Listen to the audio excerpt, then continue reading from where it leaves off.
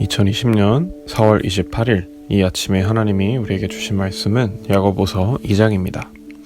어제에 이어서 계속해서 야고보서를 살펴보고 있습니다. 앞서 1장에서 야고보가 자신이 사역하던 예루살렘 지역의 교회들에게 편지하는 모습을 알게 됐습니다. 특히 시험을 당하는 자들, 힘들고 어려운 일을 견디고 있는 사람들이 있었습니다. 시험을 겪으면서 교회 내에서 부자가 가난한 사람을 무시한다든지 또 하나님을 의지하지 않고 자기 자신을 의지하며 자신이 가진 돈을 의지하는 사람들도 있었습니다. 그렇지만 진정으로 어려운 일이 있을 때는 오로지 하나님을 의지하는 것이 참된 지혜라는 사실도 우리가 알게 됐습니다. 이어지는 2장에서 야고보는 사람을 차별해서 대하지 말라고 말합니다.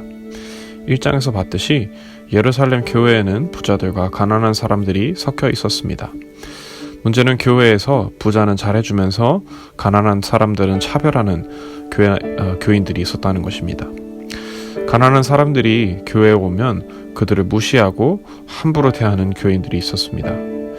그래서 야고보는 그들을 책망하며 누구든지 공평하게 사랑하라고 말합니다. 우리 예수님께서는 항상 가난한 사람들, 병에 걸린 사람들을 차별하지 않고 모두 사랑하셨습니다. 사회 속에서 소외되고 어려웠던 자들을 돌보셨습니다. 그런데 예수님을 믿고 따른다고 고백하는 예루살렘 교회의 교인들이 정작 예수님을 본받는 것이 아니라 자기들 마음대로 사람들을 차별했던 것입니다. 그래서 야고보는 강력하게 사람을 차별하는 것은 죄라고 말합니다. 그리고 죄는 율법을 따라서 심판을 받을 것입니다. 아까 말씀드렸다시피 야고보는 예루살렘 교회를 향해서 편지를 쓰는 중입니다. 예루살렘 교회는 자연스럽게 대부분 유대인들이었을 것입니다. 유대인들은 과연 가난하고 어려운 사람들을 어떻게 생각했을까요? 유대인들은 가난하거나 병에 걸린 사람들은 모두 하나님께서 벌하신 것이라고 생각했습니다. 부모나 자기 자신이 죄를 지어서 그에 대한 벌로 가난하게 되던지 혹은 병에 걸린다고 착각했습니다. 그러면서 가난하고 어려운 사람들을 도와주지는 않고 대놓고 그들을 무시했습니다. 그렇게 병들고 가난한 사람들은 유대인들의 사회 속에서 완전히 소외되어 고통스러운 인생을 살았습니다. 하나님은 레위기 19장 18절에서 이렇게 말씀하셨습니다. 원수를 갚지 말며 동포를 원망하지 말며 내 이웃 사랑하기를 내 자신과 같이 사랑하라. 나는 여호와이니라. 하나님은 언제나 약하고 어려운 사람들을 사랑하셨습니다. 그리고 그리스도인 된 우리도 그런 하나님의 사랑을 본받아야 합니다. 우리의 사회에도 이렇게 소외된 이웃들이 있습니다. 오늘날에는 다행스럽게도 정부에서 여러 사회복지 정책을 통해서 사람들을 돌보곤 합니다. 하지만 현실적으로 모든 사람들이 부족함 없이 산다는 것은 불가능합니다. 사람은 죄가 많은 존재이기 때문에 사람이 함께 사는 사회에는 언제든지 소외되는 어려운 사람들이 있습니다. 정부나 사회가 신경 쓰지 못하는 사각지대가 있을 수 있습니다. 그럴 때 우리 그리스도인들이 나서야 합니다. 그리스도인들이 교회 안에서부터 하나님의 사랑을 공평하게 실천해야 합니다. 그리고 더 나아가서 사회 속에서 나의 주변에 하나님을 알지 못하는 사람들에게도 하나님의 사랑, 예수님의 사랑을 실천해야 합니다. 그래서 야고보는 2장 14절에서 이렇게 말합니다. 내 형제들아, 만일 사람이 믿음이 있노라 하고 행함이 없으면 무슨 유익이 있으리요? 그 믿음이 능히 자기를 구원하겠느냐? 예수님이 우리를 위해서 십자가에서 죽으시고 부활하신 것을 믿는다고 한들 만약에 그 예수님의 사랑을 본받지 않는다면 무슨 소용이 있겠습니까? 주일 예배나 교회 활동에 열심히 참여하는 것, 성경 공부하는 것, 교회 행사를 준비하는 것 모두 중요합니다. 하지만 교회에서 이런 다양한 사역을 하는 근본적인 이유가 무엇인지 항상 기억해야 합니다. 우리가 교회에서 이루어지는 다양한 사역에 참여하는 이유는 결국 하나님의 사랑, 예수님의 사랑을 배우기 위해서입니다. 그리고 진정으로 하나님의 사랑을 배우고 하나님의 사랑에 감격했다면 우리도 역시 이 예수님의 사랑을 본받아서 실천해야 합니다. 종종 야고보서 2장 14절을 보고 이렇게 생각하시는 분들이 있을 수 있습니다. 만약에 죽기 직전에 예수님을 믿으신 분들은 어떻게 하지? 그분들은 예수님을 믿고 나서 이웃 사랑을 실천한 적이 없으니까 구원받지 못한 건가? 충분히 이렇게 질문할 수 있습니다. 하지만 우리가 성경을 읽을 때는 한 가지 주의할 점이 있습니다. 항상 성경 구절을 읽을 때 그 본문과 책의 배경을 생각해야 된다는 것입니다. 특히 이 야고보서의 경우에는 이 야고보가 예루살렘 교회를 향해서 편지 쓰고 있다는 사실을 기억해야 합니다. 이 예루살렘 교회의 사람들은 대부분 유대인이었습니다.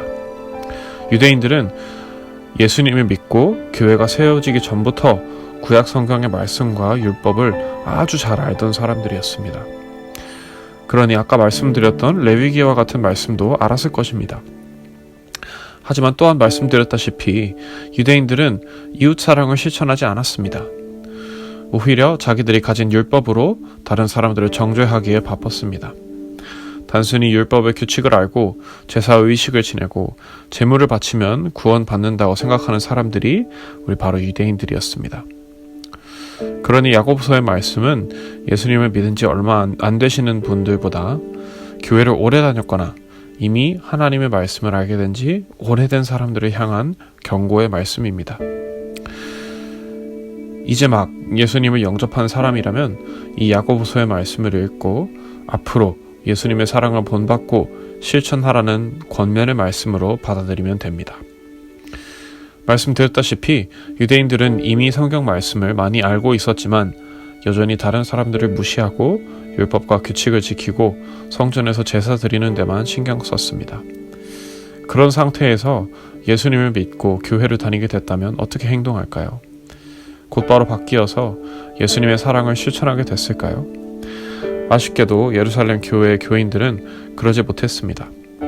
예수님을 믿게 됐지만 여전히 예수님처럼 다른 이웃들을 사랑하지 못했습니다.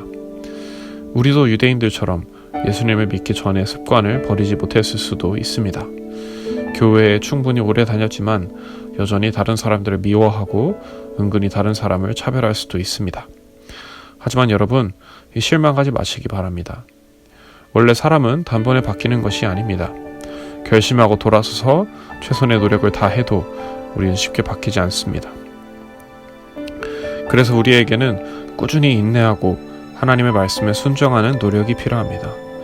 말씀 앞에 내 자신을 돌아보고 비춰봐서 하나님 앞에 순종하는 자세가 필요합니다.